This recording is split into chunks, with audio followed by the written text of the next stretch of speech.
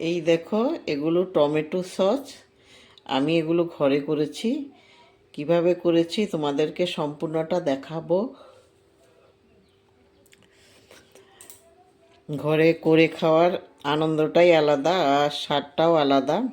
তুমি সব কিছু পিওর পাবে ঘরে করে খেলে।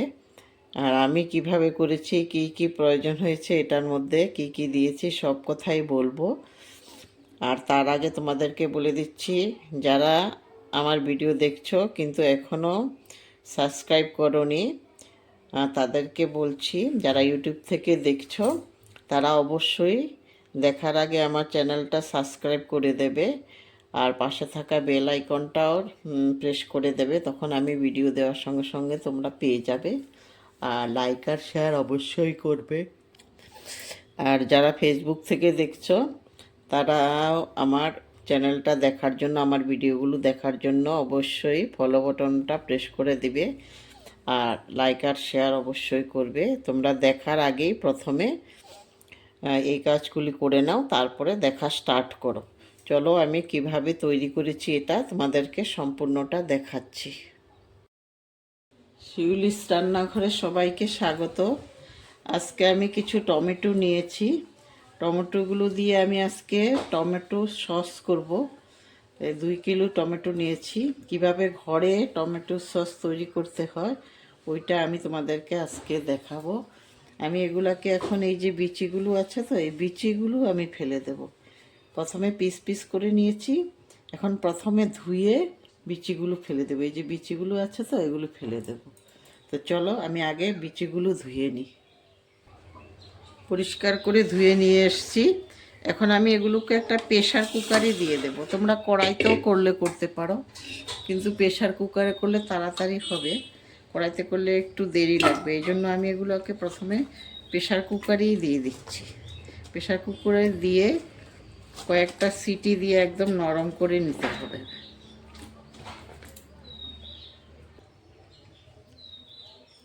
এখন আমি এটার মধ্যে কিছু মশলাও অ্যাড করছি। প্রথমে দিয়ে দিচ্ছি আমি এই যে স্টার স্টার মশলাটা দিচ্ছি, তারপরে এই মশলাটা দিচ্ছি, আর দারচিনি দিচ্ছি, আর এই যে এলাচ দিচ্ছি। এগুলো সিদ্ধর মধ্যেই দিয়ে দিচ্ছি। এখন আমি এটা প্রথমে সেদ্ধ করে নেব। এখন আমি উনুনে বসাই নাই, এই যে সব রেডি করে তারপরে এই যে এখন বসাবো উনুনে। যে উনুনে বসিয়ে দিয়েছি। এখন কয়েকটা সিটি দিতে হবে, কারণ টমেটোগুলো পুরো নরম হতে হবে। এই জন্য ওই টাইমটার জন্য আমাদের অপেক্ষা করতে হবে। সিটি মারা হয়ে গেছে। এখন আমি এটাকে একটু ঠান্ডা করতে দিতে হবে। টমেটোগুলো ঠান্ডা করে তারপরে করব। এই যে এখন একটু ঠান্ডা হতে হবে। ঠান্ডাটা পুরোপুরি হলে তারপরে আমি আবার এটা করব। ঠান্ডা হয়ে গেছে। এখন আমি এগুলোকে একটা জারের মধ্যে নিয়ে নেব, মিক্সিং জারে একটু পেস্ট করে নেব। যে একটা জার নিয়ে নিয়েছি, জারটার মধ্যে নিয়ে সবগুলো একসাথে দেব না, আধা আধা করে দিচ্ছি।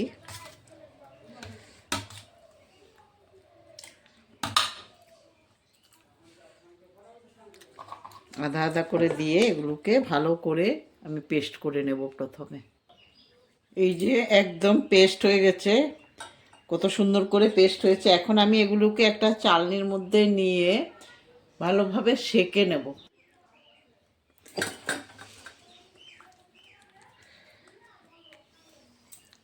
এই চালনিটার মধ্যে করে আমি সেঁকে নিচ্ছি।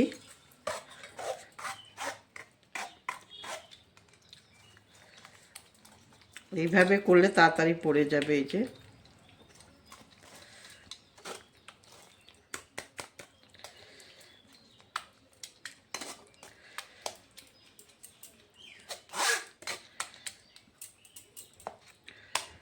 এই যে হয়ে গেছে এগুলো। এই যে এখন আমি বাকিগুলো এইভাবে করে নেব। সবগুলি তৈরি হয়ে গেছে আমার। এই যে এখন আমি এগুলোকে কড়াইয়ের মধ্যে দিয়ে দিতে পারবো। কড়াইতে দিয়ে আমি এখন এগুলো টমেটোগুলো আমি উনুনে বসিয়ে দিয়েছি, গ্যাস অন করে দিয়েছি। এখন আমাকে এগুলো খালি লাড়তে হবে, অফ দিলে হবে না, অফ দিলে নিচে লেগে যেতে পারে, এই জন্য লাড়তে থাকতে হবে। আর টাইম লাগবে, এটা কিছু টাইম লাগে এটা, এই জন্য আমাকে একদম এটাকে কন্টিনিউ নেড়ে যেতে হবে। এই যে কালা লবণটা দিয়ে দিচ্ছি, কালা লবণটা আমি আর গুঁড়ো করিনি, এমনি দিয়ে দিচ্ছি, এটা হয়ে যাবে এখানে, এমনিতে দিলেই হয়ে যাবে। তারপরে দিয়ে দিচ্ছি আমি এখন একটু গোলমরিচের গুঁড়ো, গোলমরিচের গুঁড়ো আমি 2 চামচ দেব। তোমরা যতটুকু করো ওই পরিমাণে দেবে, একদম কম দিলে হবে না, আর বেশি দেবে না, কিন্তু বেশি দিলে অত একটা ভালো লাগে না। এইভাবে আমাকে এখন নেড়ে যেতে হবে। আমি এখন দিয়ে দিচ্ছি কিছু চিনি, চিনিটাও দিয়ে দিলাম। এখন চিনি দিয়েও আমাকে লাড়তেই হবে, এইভাবে অনবরত লাড়তে হবে। তোমরা সম্পূর্ণ ভিডিওটা দেখবে, সম্পূর্ণ ভিডিওটা দেখলে বুঝতে পারবে।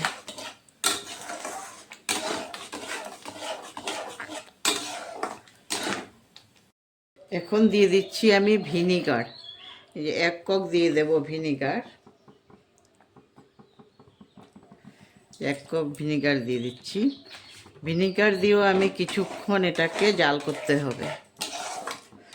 ভিনিগার দিয়ে তুমি সঙ্গে সঙ্গে গ্যাস থেকে নামিয়ে ফেলবে না, কিছু টাইম এটাকে আবার জাল করবে। ভিনিগার দেওয়ার সঙ্গে সঙ্গে আবার একটু জল হয়ে যায়, তো এই জন্য।